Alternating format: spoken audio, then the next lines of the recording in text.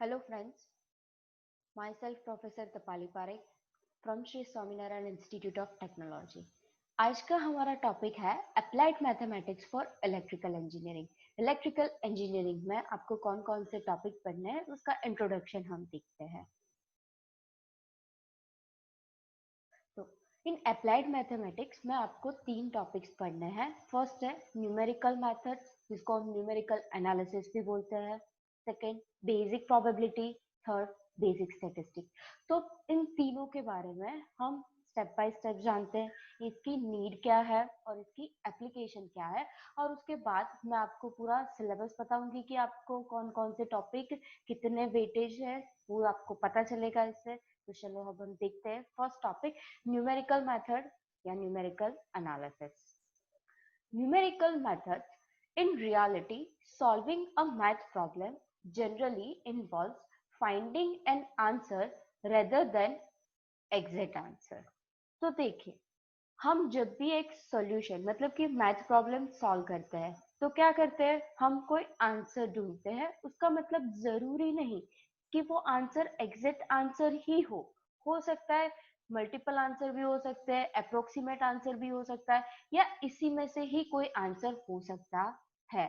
Numerical method की definition है, numerical analysis is the study of algorithm that use numerical approximation for the problems of mathematical analysis. यहाँ पे हम numerical approximation use कर रहे हैं कोई आंसर ढूंढने के लिए। A trick that's let you get closer and closer to an exact answer is a numerical method. हम यहाँ पर वर्ड यूज कर रहे हैं closer and closer to numerical method। इसकी और एक डेफिनेशन होती है, numerical methods find solution close to the answer without ever knowing what that answer is, as such an important part of every numerical method is a part numerical method is a proof that it works. हम क्या करते हैं, यहाँ पर आप देख रहे हो कि हमने close to the answer, numerical method, closer and closer, numerical approximations word use किए हैं। तो हम क्या करते हैं एक न्यूमेरिकल सॉल्यूशन में कि हम एक इनिशियल अप्रोक्सीमेशन कंसीडर करते हैं और हमारा जो आंसर होता है उसके क्लोजर मूव करते हैं। तो ये है न्यूमेरिकल मेथड्स का इम्पोर्टेंट। अब हम ये देखते हैं कि न्यूमेरिकल मेथड्स में आपको कौन कौन से टॉपिक पढ़ने हैं। In numerical methods, first है roots of algebraic and transcendental equation, interpolation, numerical integration, numerical solution of ordinary differential equation, curve fitting by numerical method। तो इन पांचों के बारे में जानते हैं कि इसकी नीड क्या है, कि ये टॉपिक्स हमें न्यूमेरिकल मेथड मतलब कि न्यूमेरिकल से कैसे सॉल्व करने चाहिए और क्यों सॉल्व करने चाहिए, न्यूमेरिकल मेथड ही इसमें क्यों अप्लाई करनी चाहिए। तो first find the roots of equation. अब हमें रूट्स ऑफ इक्वेशन फाइंड करना है, मतलब कि कोई इक्वेशन है उसके रूट्स फाइंड करना है। तो उसमें दो पॉसिबिलिटी है, वो एनालिटिक मेथड से हो सकता है पर एनालिटिक मेथड में नॉट एग्जिस्ट। अगर एनालिटिक मेथड एग्जिस्ट नहीं हो रही है तब हम न्यूमेरिकल मेथड अप्लाई कर सकते हैं। तो अब हम ये देखते हैं कि न्यूमेरिकल मेथड क्यों एग्जिस्ट नहीं हो सकती है। क्वाड्रेटिक इक्वेशन है ax square plus bx plus c is equal to 0, आपने यहाँ पे पॉलिनोमियल देखा है। अब मैं इसके रूट्स फाइंड करने जाऊंगी तो ये अलग अलग भी हो सकते हैं और रियल भी हो सकते हैं, और यहाँ पर हमें कितने सॉल्यूशन मिलेंगे, दो सॉल्यूशन मिलेंगे जिसको हम क्या बोलते हैं, रूट्स। आप देख सकते हो a quadratic equation with real और कॉम्प्लेक्स कोएफिशिएंट, विथ रियल और complex coefficient has two solutions called roots. These two solutions may or may not be distinct and there may or may not be real. ये अलग अलग भी हो सकते हैं, complex भी हो सकते हैं, रियल भी हो सकते हैं, ये कुछ डिसाइडेड नहीं है, वो इक्वेशन से ही हमें पता चलता है।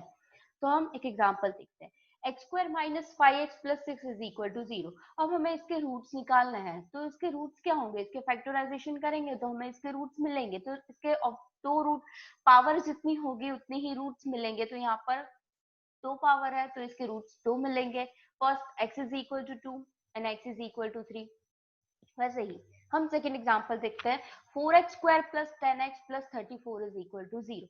तो यहाँ पर इजीली इसका फैक्टराइजेशन पॉसिबल नहीं है, तो हम क्या करेंगे, क्वाड्रेटिक फॉर्मूला यूज करेंगे। क्या है quadratic formula, x is equal to minus B plus और minus under root B square minus 4ac divide by 2 है।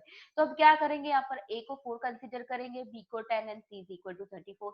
तो हमें इसके रूट्स मिलेंगे, जितनी पावर है मतलब यहाँ पर हमें 2 रूट्स मिल सकते हैं। अब ये बात है कि थर्ड डिग्री और फोर्थ डिग्री पॉलिनोमियल के लिए चलो ये बात इजी है कि हम इजीली मतलब इसके रूट्स फाइंड कर सकते हैं, पर अगर हायर डिग्री पॉलिनोमियल्स अगर हमारे पास है फिफ्थ और सिक्स डिग्री, तो उसको सॉल्व करने के लिए हमें न्यूमेरिकल मेथड अप्लाई करनी पड़ेगी, क्योंकि इसके लिए वो इजी नहीं होगा एनालिटिक मेथड से। तो जैसे कि 5x5 plus 4x4 minus 4x³ plus 45x² plus 10x minus 20 is equal to 0। तो ऐसे इक्वेशन को सॉल्व करने के लिए हमें न्यूमेरिकल मेथड अप्लाई करनी पड़ेगी। सेकेंड एग्जांपल है x² plus cos x plus 10 is equal to 0। अब इसका हमें रूट्स फाइंड करना है, तो हमें न्यूमेरिकल मेथड जिससे इजीली हम रूट्स फाइंड कर सकते हैं। अभी हमने ये देखा कि एनालिटिक मेथड एग्जिस्ट हो मतलब एग्जिस्ट नहीं हो रही है। अगर एनालिटिक मेथड एग्जिस्ट हो तो क्या हो सकता है, चलो देखते हैं। Analytic method exists but are quite time consuming due to huge data and complex function involved। मतलब कि वो exist हो सकती है पर उसमें time consuming ज्यादा होगा और complex function भी involve हो सकते हैं। तो हम देखते हैं, let's take example of fourth degree polynomial। fourth degree polynomial का example देखते हैं, ax raised to 4 plus bx³ plus cx square plus dx plus e। अब यहाँ पर हम देखते हैं एनालिटिक मेथड कैसे एग्जिस्ट हो रही है। तो ये रूट्स फाइंड करने के लिए हमने इसके अलग अलग फॉर्मूलाज है कि x12 और x34 चार रूट्स मिलेंगे, तो उनके लिए अलग अलग दो फॉर्मूलाज है। पर यहाँ पर आप देख सकते हो कि b/4 है माइनस s, तो यहाँ पर कैपिटल S यूज किया है, देन P यूज किया है, Q यूज किया है। तो पहले हमें P, Q और S की वैल्यू फाइंड करनी पड़ेगी। तो आप देख सकते हैं कि P, Q, ये P का फॉर्मूला है, ये Q का फॉर्मूला है और ये S का फॉर्मूला है। ये फॉर्मूला यूज करोगे तो आपको P की वैल्यू मिलेगी, इससे आपको Q की वैल्यू मिलेगी। आप देख सकते हो कि इसमें A B C D यही वैल्यू पुट करनी है, जिससे आपको P, Q और S मिल सकता है। पर S में हम देखने जाए तो यहाँ पर कैपिटल Q और डेल्टा जीरो वापस इन्वॉल्व है, मतलब S फाइंड करने के लिए हमें Q और डेल्टा जीरो भी फाइंड करना पड़ेगा। तो Q का फॉर्मूला है, उसमें भी हमें डेल्टा 1 और डेल्टा 0 की जरूरत है, डेल्टा 0 एंड डेल्टा 1। तो आप देख सकते हो कि एनालिटिक मेथड एग्जिस्ट हो रही है, पर उसमें हमें कितने सारे टाइम कंज्यूम हो रहा है कि कितने सारे हमें फॉर्मूलाज पहले फाइंड करने पड़ेंगे, फिर हम उसके रूट्स फाइंड कर सकते हैं। तो इसके कंपैरिजन में आप अगर न्यूमेरिकल मेथड अप्लाई करते हो तो इजीली आप उसके रूट्स फाइंड कर सकते हो। नेक्स्ट देखते हैं इंटरपोलेशन। इंटरपोलेशन क्या है? Data available does not admit applicability for direct analytic method.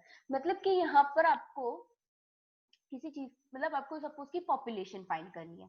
अगर मेरे पास 2011 और 2005 की पॉपुलेशन मुझे पता है, 2011 और 2005।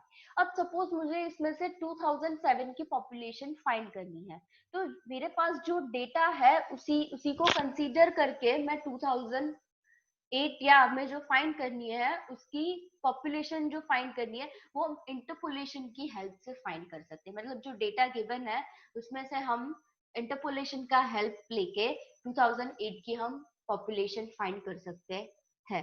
एग्जाम्पल भी देखते हैं इसका। सपोज यहाँ पर मेरे पास 1 की वैल्यू है, 2 की वैल्यू है, 3 की वैल्यू है।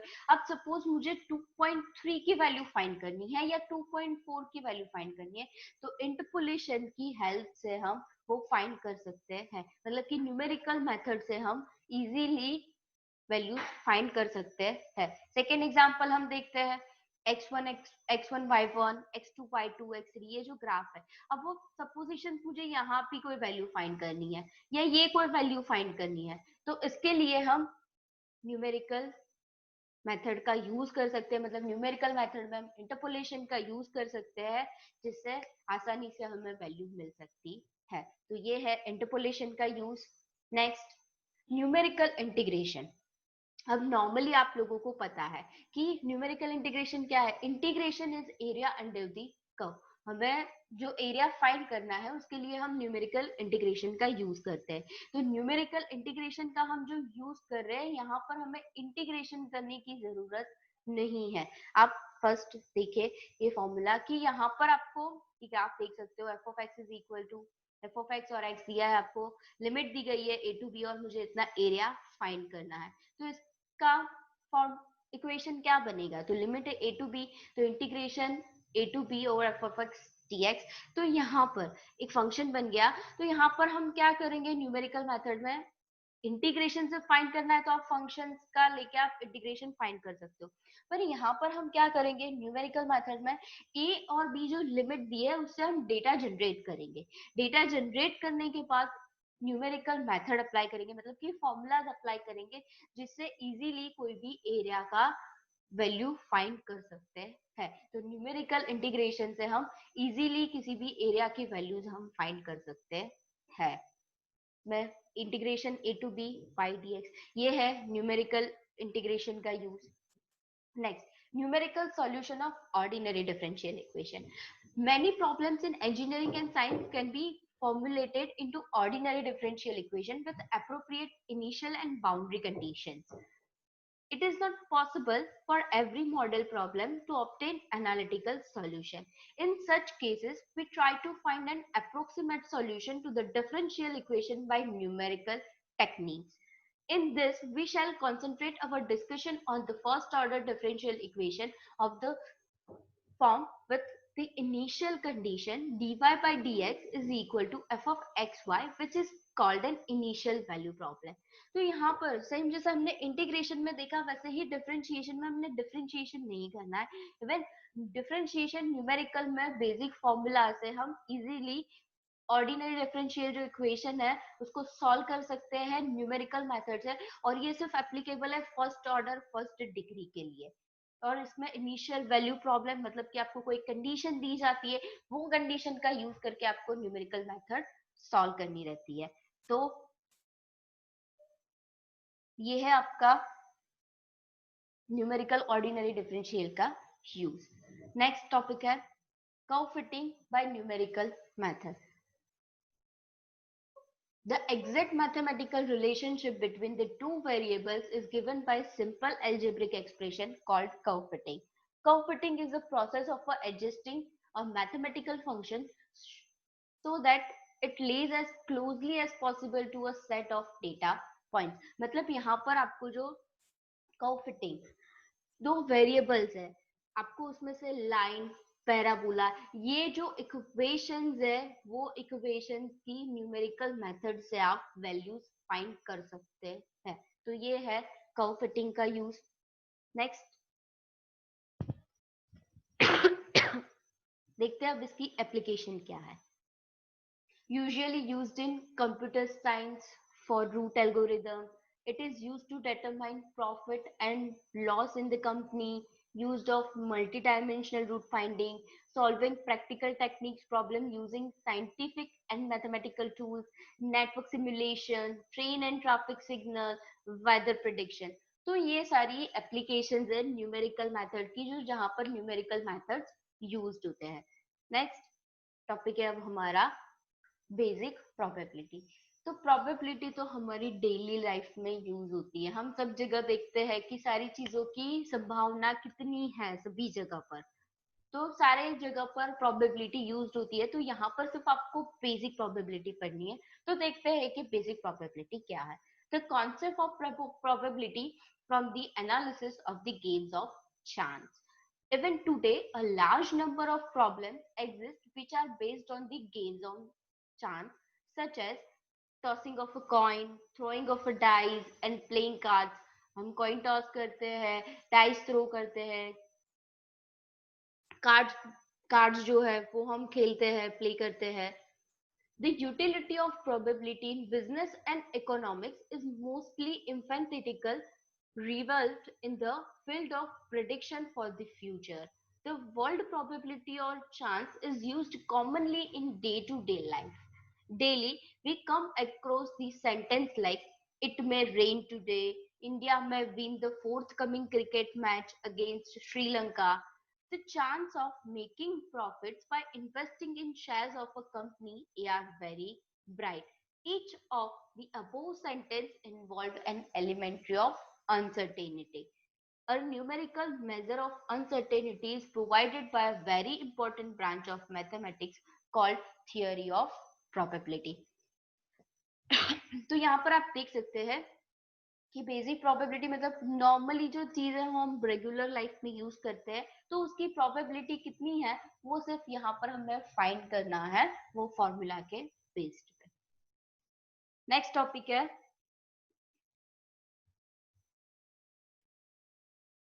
Basic statistic. It is a science which helps us to collect, analyze, and present data systematically. It is a process of collecting, processing, summarizing, presenting, analyzing, and interpreting of a data in order to study and describe the given problem. Statistics is the art of learning from data. Statistics may be regarded as the study of population, the study of variation, and the study of method of reduction of data. Statistics does not deal with the individual item. Statistics provide important techniques for the study of relationship between two or more characteristics or variables in forecasting, testing of hypothesis, quality control, decision making.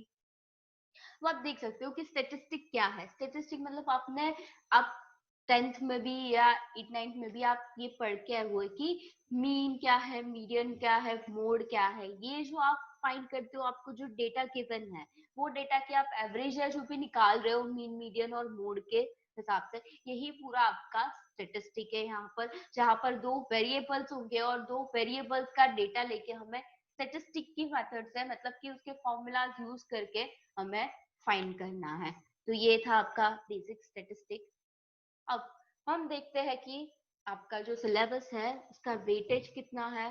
तो देख सकते हैं कि numerical का जो हमने portion देखा है 5 टॉपिक हमने पढ़े. एक तो roots of algebraic and transcendental equation, interpolation, numerical integration, numerical solution of ordinary differential equation and curve fitting. तो आप देख सकते हो यहाँ पर फर्स्ट चैप्टर का वेटेज है 14%, सेकंड का भी 14% है, न्यूमेरिकल इंटीग्रेशन का 10% है, फोर्थ चैप्टर का 10% है, फिफ्थ चैप्टर का 10% है, बेसिक प्रोबेबिलिटी का 22% वेटेज है एंड बेसिक स्टैटिस्टिक का 20% है. तो आप देख सकते हो कि 1 to 5 जो टॉपिक है वो न्यूमेरिकल में कवर्ड हो गया आपके और बेसिक प्रोबेबिलिटी है वो यूनिट नंबर 6 है और बेसिक स्टैटिस्टिक है वो आपका यूनिट नंबर 7 है. Thank you so much. Have a nice day.